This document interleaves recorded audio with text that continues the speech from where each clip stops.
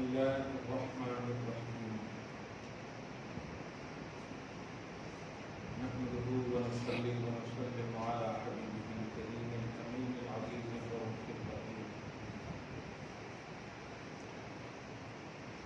وعلى آله وأصحابه الأفضلين الأكرمين أجمعين أما بعد فأعوذ بالله من الشيطان الرجيم بسم الله الرحمن الرحيم وكذلك نولي بعض الظالمين بعضا بما كانوا يكسبون صدق الله العظيم سورة برکت کے لیے شریف رضی اللہ عنہ صلی علی سیدنا و شفیعنا و حبیبنا مولانا محمد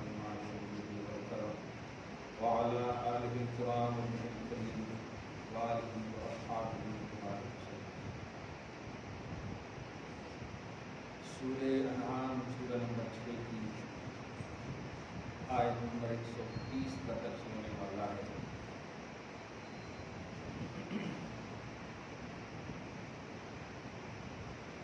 اللہ سبحانہ ہم سب کو اپنے کلام ازلی کی درس اور فہم کے لیے شرح صدر فرمائے، سینہ کو کھول دے۔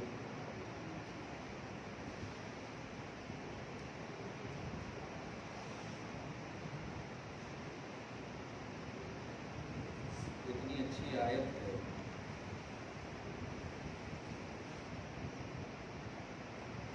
اچھی آیت کا مطلب یہ کہ ایک دم حالات حاضرہ ایسا لگ رہا ہے جیسے اسکرین پر سب آ جاتے ہیں۔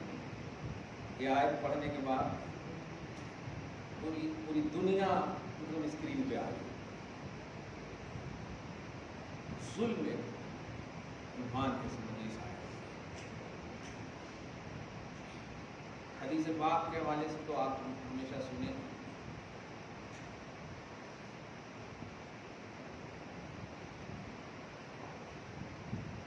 ظالم اور مظلوم دونوں کی مدد کرو۔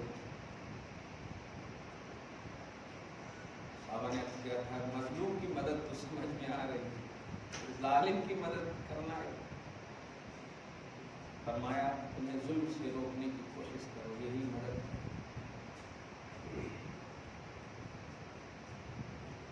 کیا ظلم جو ہے بڑا اہم بات ہے۔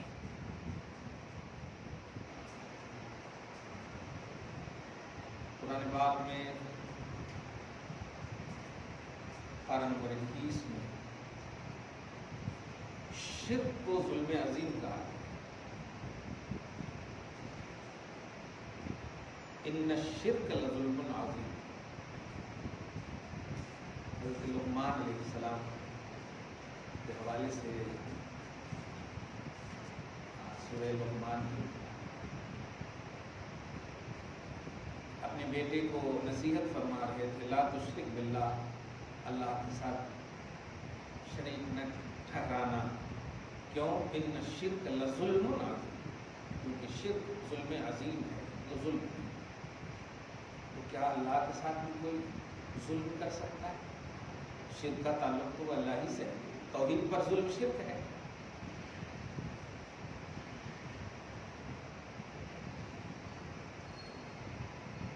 نمبر 13 سورہ۔ سب سے پہلے کانسیپٹ سمجھیے ظلم کا۔ ظلم کہتے ہیں کسی چیز کو اس کی اصلی جگہ سے ہٹا دینا، جس کا جو مقام ہے، جس کا جو لیول ہے، اس لیول سے ہٹا دینا۔ عربی میں جملہ آتا ہے وضع الشیء علی غیر محلہ، علی محلہ ہے، محل بولے تو جگہ، غیر محل، وضع میں رکھنا، شیء میں شیء، وضع الشیء، شیء کو رکھنا اس کی جگہ کے علاوہ پر، اس کی جگہ پر نہیں رکھنا۔ ایک آسان سی مثال ہے قرآن پاک، ہمت نہیں ہونی چھوڑی، یا ماما سر پہ ہے کہ پاؤں میں کوئی رکھ دے تو ظلم ہے نہیں، ٹوپی پاؤں میں باندھ لے تو ظلم ہے، اور چپل بھی سر میں باندھ لیے تو ظلم ہے۔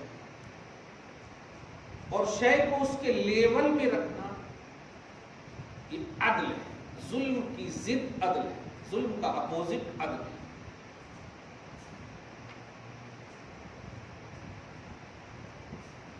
آپ پارہ نمبر 6 میں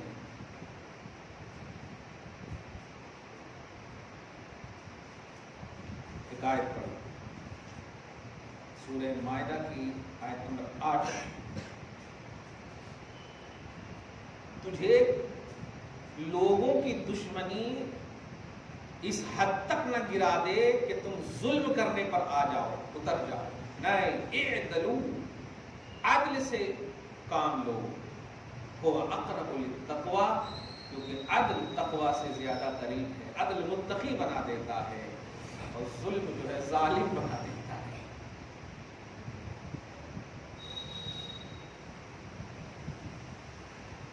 کانسیپٹ سمجھ جائیں گے نا تو میں جو اہم بات کہنے جا رہا ہوں وہ یہ ہے، آج جو ہم سب بھی دیکھیں، سب ہیں، چھوٹا موٹا، سب کے اندر یہ بات آئی ہے، اللہ پاک اپنی توحید کا رسوخ اور وثوق ہم سب کے سینوں میں، دلوں میں، دماغ میں، وجود میں ہر طرح سے پیوست فرمائے۔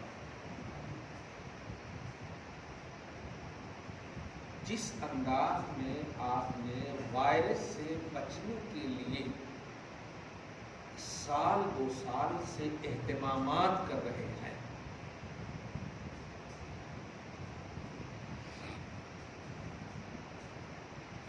یہ سبب ہے، یاد رکھیں، وائرس ایک سبب ہے موت کا یا ہلاکت کا۔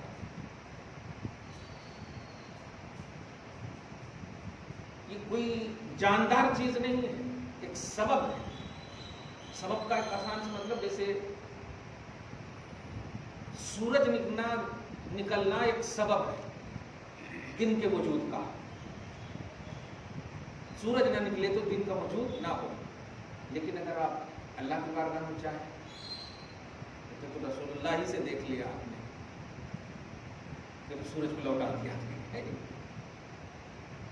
خدا کی بارگاہ میں آپ اگر یہی تصور لائیں گے تو نہیں، دن کا وجود اگر اللہ چاہے تو بغیر سورج کے بھی کر سکتا، بے شک اللہ قادر ہے۔ یقین رکھنا ہے کہ رکھتے کہ نہیں آپ؟ اب ذرا سوچیے، جس موت سے، جس ہلاکت سے آج امت، ایک وائرس جو سبب ہلاکت ہے، سبب موت ہے،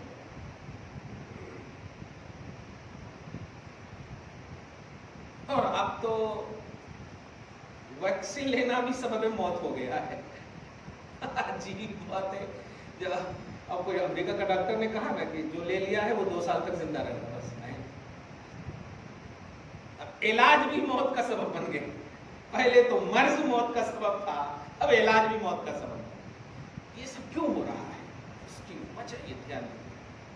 اب دعا کرتے ہیں، یا مسبب الاسباب، یا خالق الاسباب، اسے کہتے ہیں۔ سبب کو نہیں بول رہے آپ، سبب پیدا کرنے والے کو بول رہے ہیں۔ اس کا مطلب یہ ہوا کہ جس سبب سے آپ ڈر رہے ہیں، اس سبب کے اوپر بھی کوئی ہے، کچھ ہے، تو اس کا مطلب یہ ہوا کہ سبب سے جتنا آپ کو ڈرنا چاہیے اس سے کہیں زیادہ اس کے اوپر والے سے ڈرنا چاہیے۔ لیکن ایک دم سینے پر ہاتھ دھر کے پوری امت بتائے، ہم شک نہیں کر رہے ہیں آپ لوگوں پر، کبھی بھی جس طرح سے بھی آپ نے اہتمامات، احتیاط وغیرہ کیے، ابھی آپ ہی دیکھیے نا، دیکھیں گے اب سنسان سڑک ہے، نہیں لگائیں گے، کیوں؟ چالان سے ڈر رہے ہیں آپ۔ صحیح ہے، مطلب مکمل ڈر بھی نہیں رہے آپ، یہ لگائیں گے تو آئے گا نہیں آئے گا، یہ ڈر بھی نہیں رہے آپ۔ اتنا ایزی، اتنا کمزور آپ کی سوچ، فکر، سینس، دماغ، بلکہ اب ایمان، عمل اتنا کمزور کیسے ہو گیا؟ یا تو مکمل ڈرنا ہے یا تو مکمل نہیں ڈرنا ہے، چھوٹی چھوٹی چیز سے ڈر جا رہے ہیں۔ تو اب کن کن چیزوں کا انتظار کر رہے ہیں کہ اور قانون آپ پر لگے؟ واہ، یہ خدا پر بہت بڑا ظلم کر رہے ہیں ہم سب اور پوری امت. یہ ہے بہت بڑا ظلم. یہی بتانے کا آپ حضرت آدم سے لے کر عیسیٰ تک کی امت کو آپ دیکھ لیں. خدا کی قسم نبی کا فیضان ہے اور امت محمدیہ کا اعزاز ہے کہ آپ کو بچائے ہوا ہے اللہ تعالیٰ. ورنہ ایک ظلم بھی اللہ تعالیٰ نے پچھلی امت پر اگر کیا ہے ان لوگوں نے تو معاف نہیں کیا. سڈنلی ان کو ہلاک کر دیا. کیونکہ اللہ پاک کی یہ سنت ہے. نبی کے موجود ہونے میں دھیان دیجیے، جب نبی موجود ہوتا ہے، نبی کی بعثت ہوتی ہے، نبی رہتے ہیں، تو اللہ تعالیٰ اس کے ذریعے سے قوم کو ہدایت دینے کی کوشش کرواتا ہے. ہدایت دیجیے. اب نہیں مانے تو پھر نبی اگر نہ ہو تو پھر ایک سبب بن سکتا ہے، ڈائریکٹ پھر مسئلہ ہے قوم کا اور اللہ کا. لیکن نبی جب موجود ہو تو واسطے نبوت سے ہی اللہ تعالیٰ کچھ فرماتا ہے. اس نظر الہی یا اس فکر الہی، فکر کیوں بولے، اس اللہ تعالیٰ کے مرکزی عنوان کو سمجھیے کہ اللہ تعالیٰ نے محمد عربی صلی اللہ علیہ وسلم کو بھیجا. اب جو بھی وہ امت پر کرے گا اس کی وجہ نبی سے تعلق میں اچھائی یا نبی سے تعلق میں چبائی، یہی صرف سبب ہوتا ہے. جنگلوں میں جنگلی کون ہوتے ہیں آپ کو تو نہیں کہا جائے گا. جنگلی لوگ جو ہے نا صحابہ کرام کا کی سپورٹ بھی کرتے تھے، حفاظت کرتے، حفاظتی دستہ بنے رہتے تھے. آج تو ہم اپنے گھر میں لائٹ چلی جائے تو پتہ نہیں، کچھ آواز آ جائے تو لگتا ہے کوئی سانپ ہے یا بچھو ہے یا کیا ہے پتہ نہیں. لیکن وہاں جنگلوں میں جہاں رہتے بھی تھے واقعی بڑے بڑے اسلحے، بڑے بڑے وہی سب رہتے تھے. لیکن کتنا بے خوف ہو کر وہ تو زیادہ دور نہیں ہے، 1400 سال ہے، ہزاروں سال کی بات ہے. امت محمدیہ کی بنیاد کہہ رہا ہوں. صحابہ کرام کہاں ڈالے تھے خیمہ حضرت امام حسین؟ کوئی گھر تھا کیا؟ کوئی پلاننگ تھی؟ وہاں محل بنا کر رکھے تھے؟ ارے ہسپتال تک نہیں تھا. تب تو بیمار زین العابدین کا عنوان بنتا ہے نا. یہ سب سوچتے ہوئے آج جو ہمارا 2 سال سے جو حشر ہو رہا ہے یہ ایک دم کلیئر ہو رہا ہے. اور اس کو جانتے ہیں، ایزی نہیں لیجیے گا، کیونکہ کبھی کبھی ایسا ہوتا ہے نا کہ ہم تو دیکھ ہی رہے ہیں بہت سارے مولوی ایسا پک رہے ہیں لیکن مولوی خود پریشان ہے. میں تو پیشہ ورانہ فکر رکھنے والے واعظین اور خطبہ اور پیر صاحبان، جمعہ بھی اشارہ کیا تھا میں نے، ان سب کو اللہ تعالیٰ نے یہ عبرت دیا ہے. اگر وہ زندہ ہیں تو بہت بڑا موقع دیا ہے سدھرنے کا، یو ٹرن کرنے کا. پیروں کا معاملہ یہ ہوتا ہے یار کہ وہ مریدوں کو کی دیکھ ریکھ کرے، مریدوں کی رکشا کرے، مریدوں کو کھلائے. ہمارے ابن خطاب لے کر کے جاتے تھے ستو، آٹا، کس کو کھلانے کے لیے؟ رعایا کہلاتی ہے اس وقت. حقیقت میں یہ کہ وہ پیر تھے، وہ مریدین تھے. جو ماتحت رہے اسی کو تو یہ کہتے ہیں نا. لیکن افسوسناک پہلو ہے کہ آج انتظار کر رہے ہیں مریدین کی مراد بننے کے بجائے پیر صاحب کی مراد بنے ہوئے ہیں مریدین. آپ اس بات کو سمجھیے، ہماری لمحوں کی خطا کہیں صدیوں کی سزا نہ بن جائے. موت کیا ہے بھائی؟ کچھ نہیں ہے، ٹرانسفر ہے. ہم منتقل ہونا ہے، طے ہے. ہمارے دادا پردادا گئے نا، رولیے بس ختم، لیکن گئے کیوں؟ کل نفس ذائقۃ الموت. لیکن اگر وہ اچھا کیے ہوں گے تو ان کو اچھا ہو رہا ہوگا ان کے ساتھ، اور اچھا نہیں کیے ہوں گے تو ہو رہا ہوگا ان کے ساتھ جو ہو رہا ہوگا. جو کیے ہوں گے وہ بدلہ ان کے کرتوتوں کو مل رہا ہوگا کرتوتوں کا. میں جو دیکھ رہا ہوں 1.5 سال 2 سال سے، صحیح کہہ رہا ہوں، خدا اب اس سے زیادہ رلائے گا بھی نہیں جتنا 1.5 سال 2 سال کے اندر رلایا ہے. بڑے بڑے علماء بھی چلے گئے، بڑے علماء چلے گئے. اپنے حیدرآباد ہی سے مفتی عظیم الدین صاحب اللہ چلے گئے رحمۃ اللہ علیہ، خواجہ صاحب چلے گئے، بہت سارے مشائخ چلے گئے، बड़े मुफ्ती सब चले गए, हमारे उस्ताद मुफ्ती मिराज चले गए। अभी हमारा साथी नेपाल का था, आप जानते हैं, फेसबुक पर देखी मौलाना अख्तर रजा मिसबाही, छोटी सी उम्र थी उनकी, हम लोगों की तरह उम्र थी। 10,000 रुपया उनको ऑक्सीजन के लिए रोज, मतलब हफ्ते में या रोज़ का मसला था, 6 ऑक्सीजन उनको लगना था। मैंने भी कुछ पैसे डाले थे उनके फोन पे, उन्होंने जब अपील की थी तो जहाँ तक हो सका था डाले थे, लेकिन वो 1 लाख 2 लाख रुपया हफ्ते में खर्चा हो रहा था। इंतकाल कर गए। और जानते हैं इंतकाल करने से पहले जुमला क्या कहा अपने अब्बू को, वालिद साहब, अरे एक महबूब जब अपने मुहिब से मिलता है तो उनके दिल से पूछिए, आप रो रहे हैं, मैं अपने महबूब से मिलने जा रहा हूँ, क्या आप कहते हैं? अभी तक वो फेसबुक पर है वो जुमला मौजूद। आप रोइए मत, मैं उस महबूब से मिलने जा रहा हूँ जो मेरा भी इंतजार कर रहे हैं, मैं तो कर ही रहा हूँ। क्या कहना है, सुभान अल्लाह। बड़े बड़े बहुत बड़ा शहादत, उज़्मा तो नहीं बोल सकेंगे, लेकिन बड़ी शहादत है, मौत भी रश्क कर रही है इन पर, अपना तो है। लेकिन मैं ये कहने जा रहा हूँ कि ये जो अल्लाह ताला उठा रहा है अच्छों को, क्या ये क़यामत की निशानी नहीं है? अभी मोहल्ले और मुआशरे में इतनी, मतलब ऐसा माहौल हो जाए कि कोई आलिम दीन या कोई हाफिज कुरान, ध्यान दीजिएगा, मौजूद ना हो, किसी का इंतकाल हो जाए, क्या करोगे? कैसे नमाज जनाजा पढ़ोगे?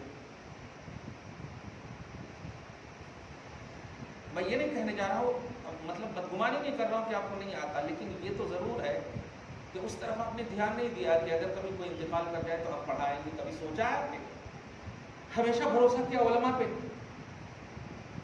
हमेशा भरोसा किया हुफ़ाज़ पे। अब मैं बुजुर्गों का जुमला बता रहा हूँ, वो कौम कभी तरक्की नहीं कर सकती जिनके इमामों को अपनी बेटी की शादी करने के लिए कौम के सरमदान के पास अपने हाथ फैलाने पड़े और वो कौम का सरमदान फिर उनके पीछे नमाज पढ़े। कभी वो कौम तरक्की नहीं कर सकती। जिसका इमाम पैसा मांग कर अपनी बेटियों से बेटियों की शादी करवा रहा हो, कैसे वो कौम तरक्की करेगी? नहीं कर सकती। बड़े बड़े अच्छे अच्छे उलमा को उठाने का भी मकसद यही था।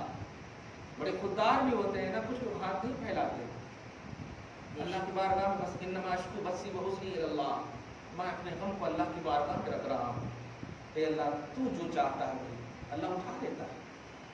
इन बातों को समझिए। जो जो जुल्म हो रहा है, जुल्म सिर्फ यही नहीं है कि आप बस किसी को मार दीजिए, किसी को ये कर दीजिए, जुल्म की ये सब शिक़ें बता रहा हूँ। अल्लाह पर भी जुल्म किया आपने, सबब से डर रहे हो, खालिक़ असबाब से नहीं डर रहे हो, ये जुल्म है। नबी पर जुल्म किया आपने, सालाना रोजाना में बस 10 मिनट 5 मिनट निकाल लिए दुरूद के लिए, जिनके जिक्र के लिए खुद अल्लाह पाक फरमा रहा हो कि सब फना हो जाएगी, जिक्र मुस्तफा फना नहीं होगा, मैं हूं उसका ज़ाकिर। इस कंटिन्यूटी के साथ नबी को भी भुला दिया, नबी पर जुल्म है। महबूबाने इलाह की मिशन को भुला दिया, उन पर जुल्म है। माँ बाप की अजमतों को भुला दिया, उन पर जुल्म है। बीवियों की इक़्तिदार को भुला दिया, उन पर जुल्म है। तुम क्या सोचते हो बीवी तुम्हारी गुलाम है? एक बीवी को गुलाम समझ रहे हो, वहां 11 बीवियों को मलिका का दर्जा दिए हुए थे रसूलुल्लाह सल्लल्लाहु अलैहि वसल्लम। नाराज होते थे, लेकिन अल्लाह पाक मनाता था, मेरे हबीब जाओ, बहुत हो गया। जाते थे, हजरत आयशा को सलाम करते थे। है कोई ऐसा शौहर? तुम यार पैसा भी लेते हो उनके माँ बाप से, जुल्म भी करते हो उनके ऊपर। ये सब सूरतें हैं। और मैं माँ बाप की भी थोड़ा सी मंजर कशी कर रहा हूँ। माँ बाप अपनी बेटियों को जायदाद से बेदखल कर रहे हैं, ये कहते हुए कि तुम्हारा शौहर तो बहुत कमाता है, तुम्हारे ससुराल वाले तो बहुत पैसे वाले हैं। मैं उन माँ बाप से कहना चाहता हूँ कि उनकी शादी हुई, वो उनकी किस्मत थी, उनको ससुराल मिला, अच्छा नहीं मिला, लेकिन उनका हक नहीं मार सकते आप। जो हक माँ बाप के ऊपर बेटी का लाजिम है वो देना होगा। आप नहीं फिक्स कर सकते, क्यों? इसलिए कि वो ससुराल में अपना हक नहीं मांग सकती, लेकिन माँ बाप के यहाँ चूंकि रब ने रखा है हक मांग सकती। یہی وجہ ہے کہ داماد نہیں مانگ سکتا. کیوں؟ داماد اپنے ماں باپ سے مانگے گا, سسرال میں نہیں مانگ سکتا. ماں باپ آج بہت دیکھ رہا ہوں میں بیٹوں کو یہ سوچتے ہوئے کہ نہیں بیٹا تو میرے پاس رہے گا اور بیٹی تو باہر جائے گی. اچھا ایک اور بات, ارے تم کو اتنا دیے نا جہیز, تم کو اتنا دیے نا جہیز. میں ایسے ماں باپ سے کہتا ہوں کیا کبھی بیٹی نے کہا تھا کہ مجھے جہیز دو؟ تم نے تو اپنی ناک لمبی کرنے کے لیے دیا ہے کہ سماج میں معاشرے میں میرا نام ہو کہ فلاں کے باپ نے اتنا جہیز دیا ہے. بیٹی نے کبھی نہیں کہا ارے ان کو تو ایسے بھی بھیج دیتے رکشہ والے کے ساتھ تو تیری عزت اور احترام میں وہ چلی جاتی. لیکن جہیز کے بدلے میں اگر ان کا حق دے دیتے آپ کہ بیٹی یہ تیرا حق ہے, میری جائیداد میں سے اتنا تجھے تیرا حق ہوتا ہے, تو لے کر چلی جا, خدا کی قسم اللہ بھی راضی ہوتا, رسول بھی راضی اور بیٹی بھی راضی ہوتا کہ میرے باپ نے میرے حق سے محروم نہیں کیا, نہیں محروم کیا. یہ ظلم نہیں تو کیا ہے؟ ایک سائڈ سے صرف ماں باپ کی عظمتوں کو نہ دیکھیے. ہم بھی ماں باپ بنے ہیں, ہمارے بھی ماں باپ ہیں. یہ کوئی دی اینڈ کا مسئلہ نہیں ہے. اچھا اگر آپ کرو گے اپنی اولاد کے ساتھ تو اولاد بھی آپ کے ساتھ اچھا کرے گی. کما تدین تدان یہ عنوان ہے. تو ظلم کی یہ سب صورتیں معاشرے میں ہے. میں صرف یہ بتانے جا رہا ہوں کہ جس سبب سے, جس وائرس سے آپ اتنا ڈرے کہ وائرس والے خدا دھیان دیجیے, کیونکہ بلا اور وبا دونوں نازل کرنے والا اللہ ہے. ان اللہ انزل داء و دواء او کما قال صلی اللہ علیہ وسلم. بے شک اللہ نے مرض کو بھی نازل کیا ہے اور علاج کو بھی نازل کیا ہے. بیماری بغیر شفا کے اللہ تعالیٰ نہیں دیتا. بیماری کو بھی نازل اللہ ہی کرنے والا ہے اور شفا بھی دینے والا وہی ہے. تو اب جب یہ عقیدہ ہے تو مسلمانوں سے صرف امت مسلمہ مرحومہ سے ایک ہی عنوان ہے, جن تدبیروں کے ساتھ خود کو بچانے کی کوشش کیے, 40 سال 50 سال کی جو عمر ملی, دل پر ہاتھ رکھ کر بولو ایک سال بھی 365 دن میں سے کوئی ایسا دن بتائیے جس میں واقعی 5 وقت کی نماز پورے شرائط کے ساتھ آپ مکمل پڑے ہوں گے 365 دن تک, جس طرح آپ نے ابھی لمحہ گھر نکلنے سے پہلے, اب تو گاڑی کی چابی سے پہلے ماسک کا خیال آتا ہے, چابی سے پہلے ماسک مانگا جاتا ہے, کمال ہیلمٹ سے پہلے ماسک مانگا جاتا ہے, سینیٹائز کیا جاتا ہے. تو یہ سب جو سبب سے بچنے کی جو تدبیریں میں نے دیکھی ہے, ان تدبیروں سے تھوڑی سی بازو میں رہ کر کہہ رہا ہوں, اے انسان جو تم نے ان تدبیروں سے اپنے آپ کو مزین کیا ہے, کاش اس کو نازل کرنے والے اللہ کی بارگاہ میں رجوع کرتے تو یہ بس وجہ آتی ہی نہیں آتی ہے. تمہیں چھوٹی سی وجہ سے اپنی بارگاہ میں بلانے کے لیے رب اللہ تعالیٰ ایک چھوٹا سا اشارہ کیا ہے. ظلم نہ کرو خدا پر, ظلم نہ کرو رسول پر, ظلم نہ کرو اولیاء اللہ پر, ظلم نہ کرو ماں باپ پر, ظلم نہ کرو اولاد پر, ظلم نہ کرو معاشرے پر, ظلم کسی چیز کے اوپر ظلم ہی نہ کرو, عدل کرو سب کے ساتھ. توحید کا کنسپٹ اپنے سینوں میں رکھو, نبی کی رسالت کا معاملہ رکھو, محبوبہ نے الہ کا معاملہ رکھو, ماں باپ کی عظمتوں کا معاملہ رکھو. اور یہ ایسا نہیں کہ صرف اولاد کو کہا جا رہا ہے, ماں باپ کو بھی کہا جا رہا ہے, سب کو کہا جا رہا ہے کہ عدل سے کام لو. تو سنو اللہ پاک فرماتا کذالک نولی بعض الظالمین بعضا بما کانوا یکسبون. اگر ظلم کرو گے حالت حاضرہ پر بھی ترجمہ آخری میں ہو, ظلم کرو گے تو تیرے اوپر ظالم بادشاہ کو مسلط کر دو. بہت جلدی سمجھ گئے آپ, ایک دم کلیئر ہے نہیں؟ کاش یہ سمجھ سے پہلے, چلیے یہ بھی ٹھیک ہی ہوتا ہے, خدا کرے ہماری نسلوں کے ساتھ ایسا نہ ہو. دیکھ لیے ہم لوگ, اور جو بچے ہوئے ہیں اللہ تعالیٰ یوٹرن کی توفیق دیا ہے تو ہم لوگ سدھر جائیں, الحمدللہ صحیح ہے. اس کا صاف مطلب یہ ہوا جو ظالم حکمرانی ہم پر چیدہ مختلف زاویوں سے, شکلوں سے جو انسانیت کے خلاف قانون لا رہی ہے, انسانیت کے خلاف. بھائی آپ جب آتے ہیں ہمارے پاس تو آپ کہتے ہیں ہم آپ کے یہاں کا جو سمسیا ہے وہ دور کر دیں گے. یہ اس بیس پر آپ ووٹ لیتے ہیں اور جیتنے کے بعد پورا سمسیا بن جاتے ہیں آپ ہمارے لیے, پورا سمسیا بن جاتے ہیں. جس بیس پر آپ ووٹ مانگے ہیں وہ کام کرو نا. آپ اگر کھل کر ہم سے بولتے کہ ہم NRC کی بنیاد پر آپ سے ووٹ مانگ رہے ہیں تو کبھی نہیں دیتے ہم آپ کو. ہم کسانوں کے خلاف قانون لا رہے ہیں تو کبھی نہیں دیتے ہم آپ کو ووٹ. کسی نہ کسی طرح سے تو ہم کسان کے بیٹے ہیں. چاول کھاتے ہیں نا بھائی, روٹی کھاتے ہیں نا, اگجاتے اگرچہ نہیں لیکن احساس تو ہے کہ جو اگجاتا ہے وہ ہم پر ہمارا محسن ہے. تو یہ سب جو آج ظلم کا بازار گرم ہے اور برے برے قانون ہم پر جو عائد کیے جا رہے ہیں, یہ بدلہ ہے بما کانوا یکسبون, کیونکہ آپ نے خود گھر سے آغاز کیا ہے ظلم کا, اور رب فرماتا ہے ظلم کرو گے تو تیرے اوپر حاکم یہ ظالم ہی مسلط کرے. اس لیے اس چھوٹی سی کلپ کو آپ مکمل طور پر بعد میں بھی بار بار سنیے گا. معاشرے, سوسائٹی, آج جمعہ میں بھی ایک جملہ کہا میں نے, آپ نے اپنی بہنوں کو صحیح لباس لا کر دینا ہی شروع نہیں کیا, اپنی بیٹیوں کو اچھا لباس لا کر دینا ہے. ارے کل کے ماں باپ جب لاتے تھے, ہماری بہن تو سینے سے لگا کر خوش ہوتی تھی ابو لائے ایسا, اور آج تو 70 مرتبہ بھیجتی ہے بیٹیاں, نہیں یہ نہیں چاہیے, وہ نہیں چاہیے, یہ نہیں چاہیے, وہ نہیں چاہیے. کیسی ہمت ہو رہی ہے. اور باپ بیچارہ کر بھی رہا ہے.